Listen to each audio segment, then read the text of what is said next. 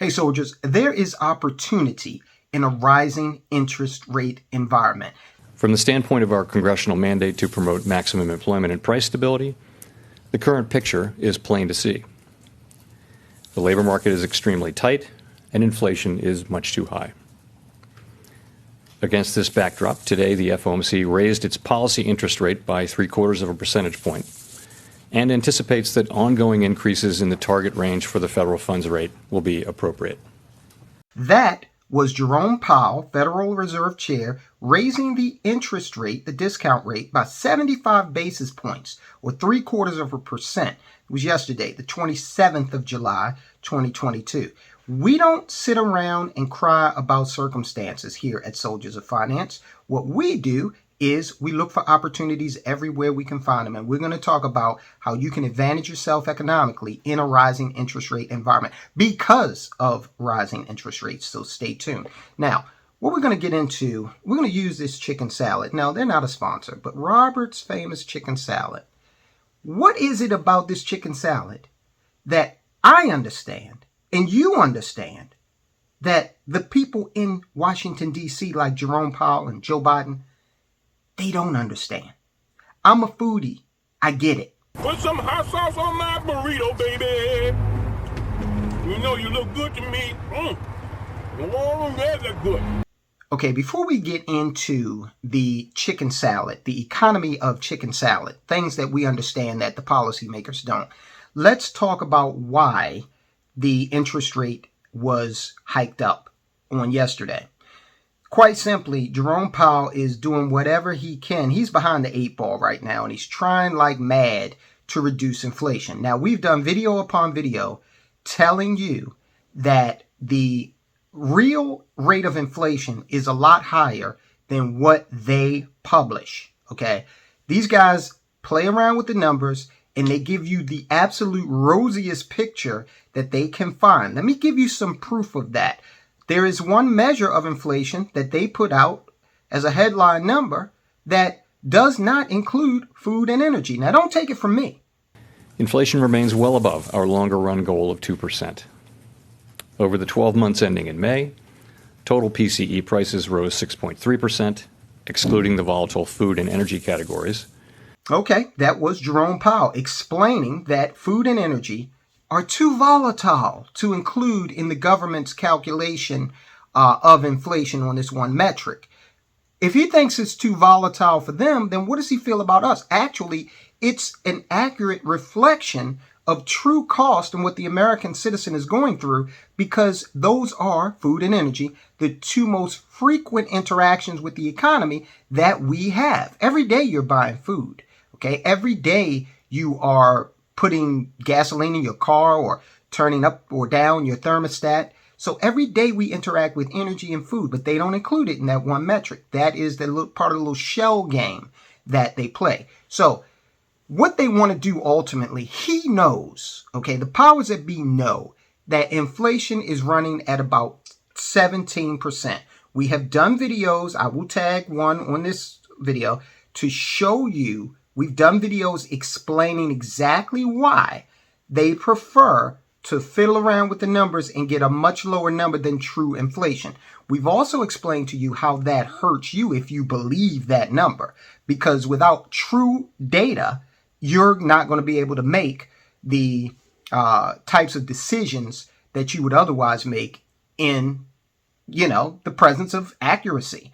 All right. So they want to bring inflation down, and by raising interest rates, they're basically making money more expensive. So they want to cause things to become more expensive so it will slow demand. Once demand slows, then prices should fall. That's a macroeconomic principle. If you've got a lot of inventory on the shelf and none of it is selling, your first impulse is going to be to lower that price. Why isn't it selling? Because there's no demand for it. Maybe it's already too expensive. And let's get back to the chicken salad analogy with that. All right, now, true inflation, as we've measured, comes out to 17%. This is a John Williams stat from Shadow Stats. And again, we've gone through ad nauseum why they fiddle around with that calculation. And we've also covered what the 1980s version of inflation included that has been taken out. Watch the video. I'll tag you on it later. But this chicken salad, I love. It went from $8.99 at Harris Teeter to $10.99. Now, this is part of that one metric that they don't include food in. This isn't included. That 22% increase, which is a lot closer to true inflation at 17% than it is to that CPI headline number that they published at 9.1%. So we understand this. Okay, obviously they don't. Now, I know that if you're President Biden, you're not paying for your own food. You're getting the finest food delivered to you. Has Biden gone grocery shopping in the last 50 years? My name is Joe Biden. I love ice cream. He's been a senator, then he's been a vice president, and then they're not letting him go to, Harris Teeter as a former vice president. They probably got all kinds of security around him. Okay, so these people, they don't understand. You are not going to see Jerome Powell at the Piggly Wiggly ringing up generic cereal. Okay, you're never going to see that. So these people don't understand. Inside that beltway is a whole different world. And they don't understand a price increase from $8.99 to $10.99 for some chicken salad. All right, now let's get into how you can benefit from these higher interest rates. Back in the Reagan administration, Paul Volcker, who was the Federal Reserve chair during that time, ended up raising rates to about 20%. Okay, we're far cry from that right now. But he did that because he wanted to slam the brakes on inflation, and he did. He also drove the country into a recession as a result. But they, at the time, deemed it more appropriate to stem the tide against inflation. And as I said, they did that. But who benefited from that? Who benefits from rising interest rates in terms of things that you can invest in? First of all, let's talk about the elephant in the room, housing. Okay. Now, a lot of people are running around saying, I don't want to buy a house right now because interest rates are rising. Keep in mind, I just said that back during the Volcker administration at the Fed, he raised rates to 20%. We are not there yet. Right now, you can pick up a 30-year fixed rate mortgage for about 6%, a little over 6%. Back during the Volcker administration, can you believe interest rates went up to around 18% for a mortgage on a house, and people still bought?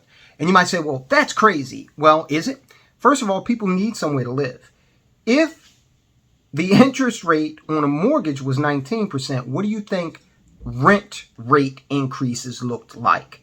Because, of course, the property owner, the landlord, is going to have to price his or her expenses into your rent in order to make a profit. And if they bought a building at 18%, you certainly are not going to be paying a rent that is commensurate with a mortgage at 10% or 5%. So you have to have somewhere to live. Now, here's the advantage that you have as someone who has a mortgage on a home as opposed to someone who rents.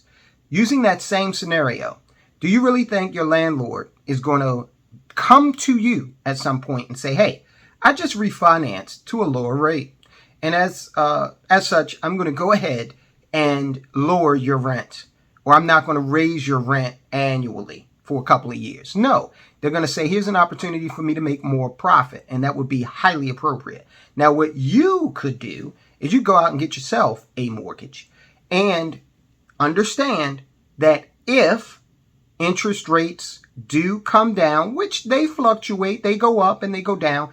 If the interest rates go down at some point, you're able to refinance and you're able to lower your payment. You will never lower your payment if you stay in the same rental situation.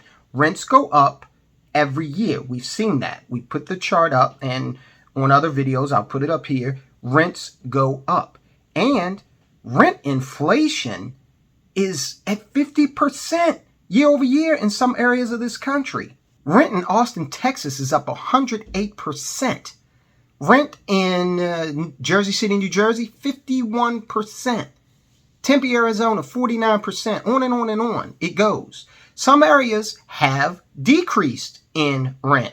Now, when that says decreased, that doesn't mean they're coming to you and lowering the rent that you already signed a lease for. It means that if you're a new renter, you're going to realize a savings above the guy who rented last year.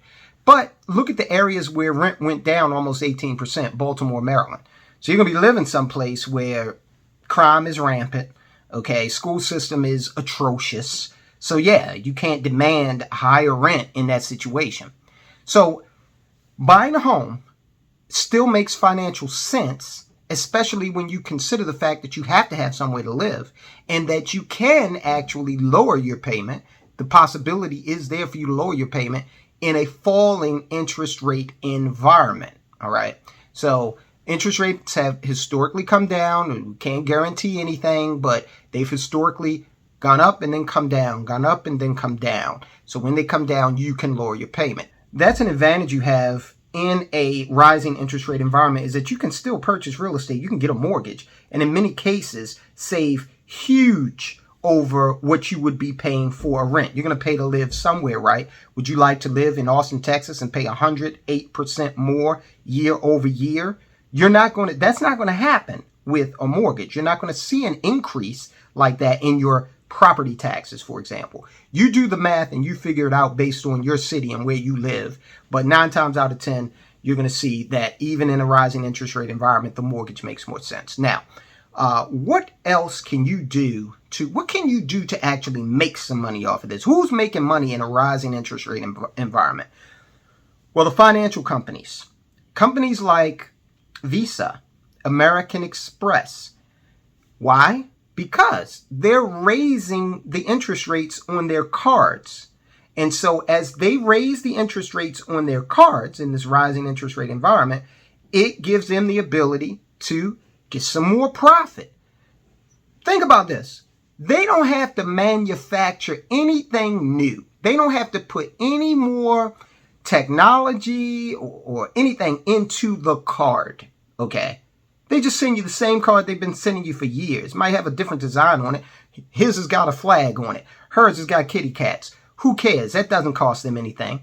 So they're able to keep their costs stable while raising the price of borrowing money. Okay, if you don't pay that balance off in the 30-day cycle, you're exposed to this higher interest rate that they're charging. Same thing with banks. Banks have credit cards. Banks have mortgages. We just talked about how the mortgage rate has gone up. We just talked about how landlords, they are exposed when they buy the commercial property to rent. They're exposed to a higher rate of interest. Okay, so they've got to pay for that. Car loans. Okay, all of this stuff is pegged to interest rates, and these banks and credit card companies are in a position to profit from that. So those are companies that you might want to take a look at in this rising interest rate environment. Another group of companies are the technology companies. Now, why the technology companies? Well, unlike a manufacturer, okay, think about it. I'm old enough to remember, and I'm sure you are too, when you could go to Best Buy or one of the office supply stores, and you had to buy the box that had the disk in it for Microsoft Office. All right. You don't have to do that anymore. They don't have to manufacture that. They got rid of that assembly line. They didn't need to purchase the raw materials anymore. They don't need to do the packaging. They don't need to do the shipping. All of the software now is downloadable. Okay. So that actually lowered their prices. They can produce a much more efficient software package by just changing a line of code or two. And they're already paying for the employee that has that skill. So they're not exposed to too much in the way of higher prices when you have these pure play software companies. Now, Apple's a little different because, of course, they do manufacture hardware. But Microsoft, I'm going to mention Netflix because they don't manufacture, but they do produce. And to the extent that they've got to pay actors, that's probably going to drive their cost up. But look for those companies that aren't exposed to cost increases because they are just out there changing lines of code. Software companies, pure play software companies like Microsoft are in that very position. So they are less exposed to these interest rate fluctuations. All right, so those are a couple of ways you can do it. All right, so let's look at it from the flip side also. What are those industries, what are those sectors that might not do so well in rising interest rates? Why do we want to look at that? Because that will give us some insight into where the bargains might exist right now. If in a rising interest rate and inflationary environment, they're not doing so well, like, for example, Walmart. Walmart is down somewhere around 15% year to date because they are exposed to a lot of the calamity in the economy, from inventory issues, supply chain issues. They have to pay, they're exposed to these higher fuel prices to transport their goods to the store. Okay, so they've been hit. But do you really think Walmart's going anywhere? Do you think that might be a good long-term play? Maybe. You've got to do your due diligence, and you've got to find out. We already talked about real estate. Now, let's talk about it from a different standpoint. As the interest rates rise, you're going to see a slowdown in real estate. And what that's going to do is it's going to relieve price pressure in the asking price for the property. Okay. So there may be some bargains if you want to look at some investment real estate, or again, buy a home to live in. Consumer discretionary. What is a discretionary stock? That's things that people don't absolutely need. Industrials and material stocks, they really underperform during a rate hike cycle because investors are anticipating that higher inflation and borrowing costs will begin to undercut business and consumer spending. So it's quite simple. Now let me end with this, because I got a question on a program that I was doing the other night on Metro Conservative Media. You might want to check them out. They are here on YouTube, Facebook. They're everywhere. We're just here on YouTube, and we got a small presence on Facebook, but Metro Conservative Media is everywhere. In any event, one of the guests on that show asked me, well, Tyrone, look, you're talking about stocks, but everybody can't afford stocks. And, you know, if you're talking about a Berkshire Hathaway Class A share that they don't sell fractions of, then you're right. Everybody can't afford a share of Berkshire Hathaway.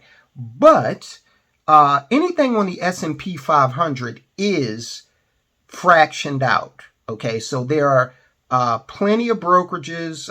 Charles Schwab is one. I believe E-Trade does it. You can look around, just Google it. But plenty of well-known brokerages will sell fractional shares, which means that you don't have to purchase a share of, say, JP Morgan. I think it's going for somewhere around $111 right now.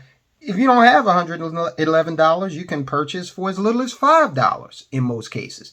And you can purchase a fraction of that share. Now, I know a lot of people think stocks are sexy and you want to own whole shares. You want to own hundreds of shares, but you got to do your due diligence first.